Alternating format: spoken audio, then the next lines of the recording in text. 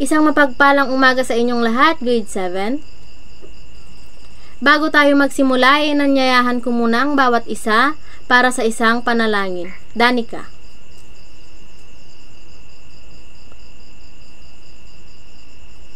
Amen. Sekretarya ng klase, mayroon bang lumiban sa ating klase ngayon? Mabuti naman kung ganon. Ako'y nagagalak na marinig iyan. Mga bata, anong gagawin ninyo kapag nagtuturo na si ma'am sa harapan? Ano naman ang gagawin kapag may tanong si ma'am? Magaling! Tumahimik at makinig kay ma'am nang mabuti at itaas ang kamay kapag gusto ninyong sumagot. Handa na ba ang lahat? Bago natin simulan ang ating panibagong aralin sa araw na ito, atin munang balikan ang ating natalakay kahapon. Ano nga ba ang ating tinalakay kahapon?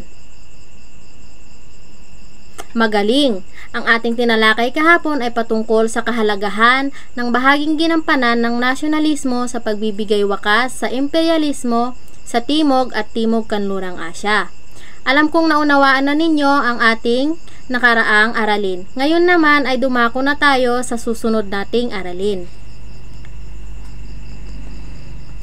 Mayroon akong inhandang mga larawan at susuriin ninyo ditong mabuti kung ano ang ipinapakita nito sa tulong ng mga larawan.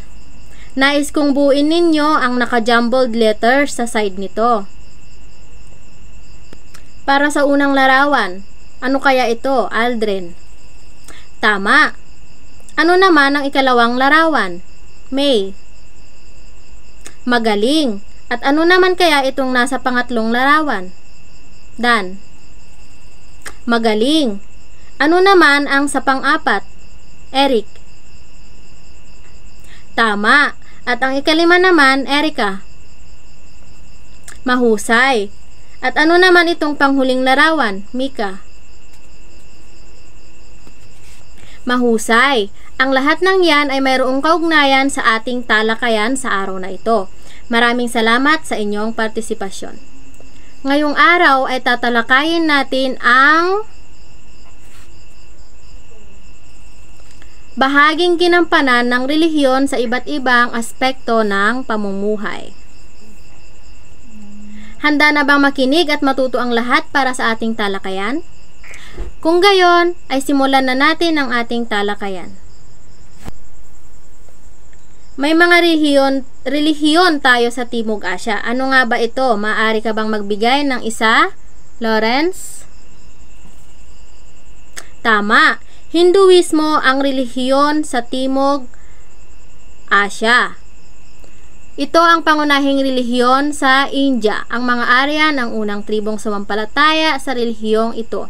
Naniniwala sila sa mga Diyos na mula sa iba't ibang likha ng kalikasan, subalit ang kanilang paniniwala ay napalitan ng pagsamba kay Brahma. Veda naman ang tawag sa banal na kasulatan ng mga Hindu na nagmula pa sa panahon ng mga Aryan. Ngayon naman ay dumako tayo sa paniniwala ng mga Hindu. Sa tingin mo, Ricky, ano ang mga paniniwala nila? Magaling! Naniniwala ang mga Hindu sa pagkakabuklod at pagkakaisa ng mga bagay sa kapaligiran na nagdadala ng pagkakaisang espiritual. Naniniwala sila sa pagmamahal, paggalang at pagrespeto sa lahat ng mga bagay na may buhay, espiritu o kaluluwa. Ano naman ang pangalawang relihiyon sa Timog Asya, Carl? Tama, Budhismo. Ang Budhismo ay tinatag ni Siddhartha Gautama, isang prinsipe. Isinuko niya ang karangyaan, luho at masarap na buhay. Iniwan niya ang kanyang pamilya at naglakbay hanggang matuklasan ang kaliwanagan. Sumibol ang Budhismo ng mga 2,500 na taon ng nakakaraan sa India sa panahong ang mga ito ay may malalim ng pagkakabagot sa relihiyong Hinduismo dahil sa paglaganap ng sistemang kaste at lumalaking bilang ng mga outcastes na panghihinaan ng loob at nawawalan ang mga tao ng tiwala reinkarnasyon. Nakita nila ang kanilang kapalaran bilang isang malungkot at mahabang proseso ng reinkarnasyon na nakawawala ng pag-asa. Next. Mayroon naman tayong 3 dakilang katotohanan sa Budhismo. Maaari mo bang ibigay ang una, Jerica?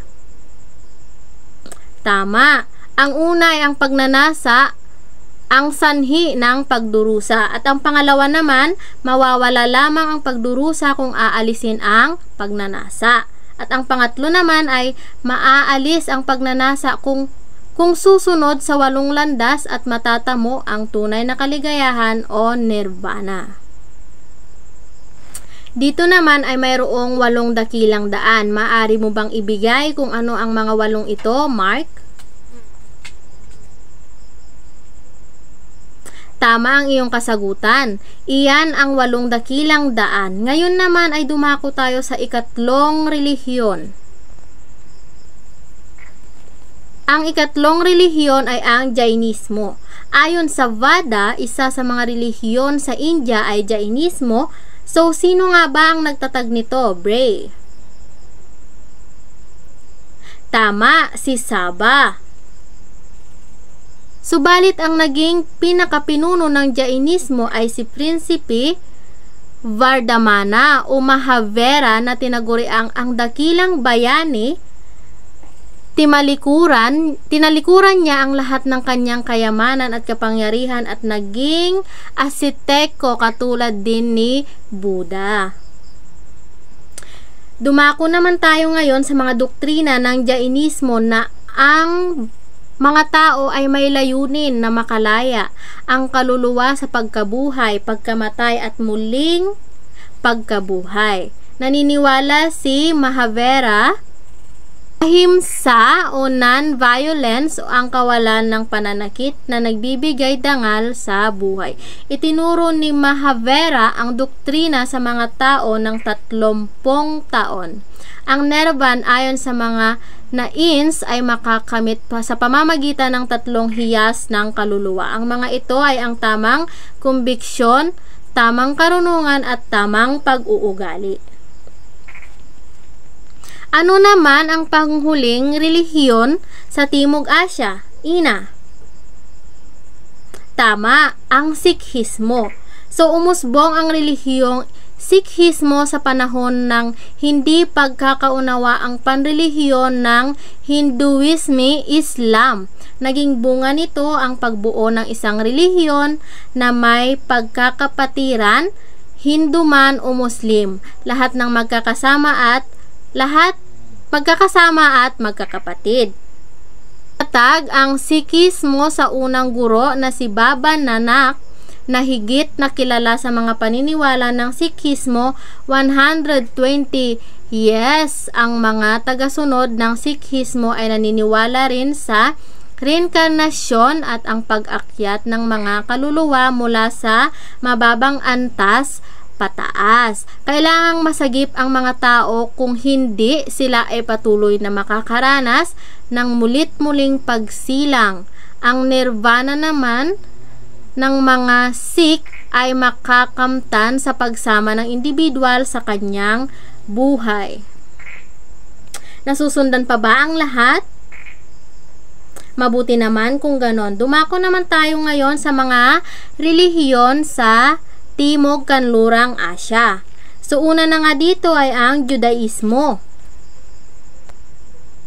Maaari mo bang ipaliwanag o ibahagi kung ano ang inyong pagkakaintindi sa relihiyong Judaismo, Rika? Magaling! Ang Judaismo ay relihiyon ng mga Diyo o Israelita, isa sa pinakamatandang relihiyon sa daigdig. Ito ay monoteistikong relihiyon. Ang ibig sabihin ay ang paniniwala sa isang Diyos at tagapaglikha na si Yahweh. Ang mga nais ni Yahweh ay nakasaad sa Torah, ang pinakatentro ng pag-aaral ng Judaismo. Ang Torah na nangangahulugang batas at aral ay naglalaman ng 5 aklat, ni Moses, ang Genesis, Exodus, Leviticus, Numbers, at Deuteronomy. So, next, dito naman ay ang 10 utos na gabay ng Hudyo sa wastong pagkilos at pamumuhay. Maaari mo bang ibigay ang 10 ito, Julie? Ang mga 10 iyan ay mahalagang malaman upang maging gabay ng mga Hudyo para sa kanilang wastong pagkilos at pamumuhay. Ano naman ang pangalawang relihiyon sa Timog Kanlurang Asya, Raul? Tama. Ang pinakamalaking bilang ay ang Kristyanismo sa lahat ng mga relihiyon sa mundo. Ayon sa dami ng mga tagasunod, naniniwala at kasapi nito. Relihiyong batay sa buhay at turo ni Kristo, Jesus. Nagmula ang Kristyanisme sa relihiyong Judaisme, si Kristo Jesus ang ipinangakong Mesiyas at manunubos. Siya ang tagapagligtas na ipinadala upang iligtas ang sanlibutan, at ayon kay Kristo Jesus, mahal ng Diyos Ama ang lahat ng taong tatanggap at pananampalataya ng tunay at lubos sa Kanya. Ano naman ang pangatlong relihiyon? Tumpak. Ang Islam. Ang Islam ay salitang Arabic na nanggaling sa salitang ugat na aslama, na nangangahulugan ng kapayapaan, kusang pagsuko sa kalooban ni Allah at pagsunod sa kanyang mga kautusan. Allah ay ang pangalang pangtangi ng tunay na Diyos na ginagamit ng mga Muslim. Ang isang taong malaya at tinatanggap niya ng may kabatiran ang Islamikong pamamaraan ng buhay at taos-pusong isinasabuhay, ito ay tinatawag na Muslim. Susunod namang relihiyon ay ang Zoroastrianismo. Ang Zoroastrianismo kabilang dito ay isa sa pinakamatandang relihiyon sa daigdig. Itinatag ito ni Zarathustra na kilala rin sa ngalan na Zoroaster sa bansang Greece o sa bansang India at Iran. Turo nga ng propetang si Zoroaster na ang Diyos ay si Ahura Mazda, tagapaglikha ng tagapagtaguyod ng daigdig. Zend Avesta naman ang banal na aklat usulatin ng Zoroastrianismo. So, naniniwala ang Zoroastrianismo na ang daigdig ay may dalawang puwersa na naglalaban, ang mabuti at masamang pag-iisip. So, ayon sa relihiyong ito, ang buhay sa daigdig ay pagtahak patungo sa kabutihan o kasamaan. Pinamumunuan ang kabutihan ni Ahura Mazda, ang kataas-taasang Diyos, samantalang ang kasamaan ay pinangangasiwaan ni Ariman, ang Diablong Espiritu o kilala rin sa tawag na Angra Mainyo. Nauunawaan ba ang ating aralin? May katanungan pa ba o gustong linawin? Mabuti naman kung ganon, batid kong naunawaan na ninyo ang ating paksa. So, base sa ating napag-aralan, magbigay ng isang relihiyon na iyong natatandaan sa ating aralin. Rose.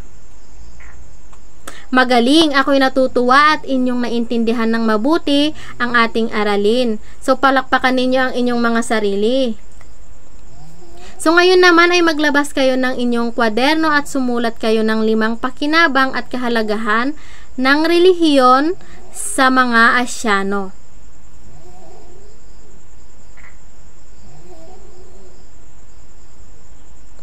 Picturean nyo ang inyong sagot ay send nyo sa comment box.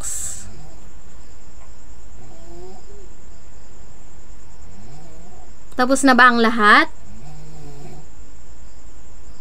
Ayan. At upang mas mapalalim pa ang inyong pag-unawa sa aralin, mayroon akong inihandang gawain. Nais kong sagutan ninyo ito ng may katapatan.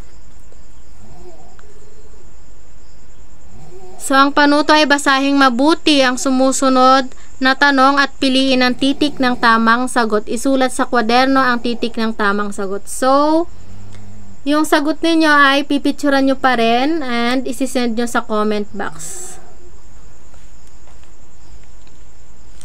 Mag-comment lang kayo kapag tapos na ninyo ang inyong gawain.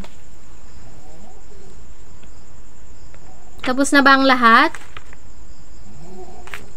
Mabuti naman kung ganun. At para naman sa inyong takdang aralin, kayo ay gagawa ng refleksyon patungkol sa mensahe ng nasa larawan. Ayan.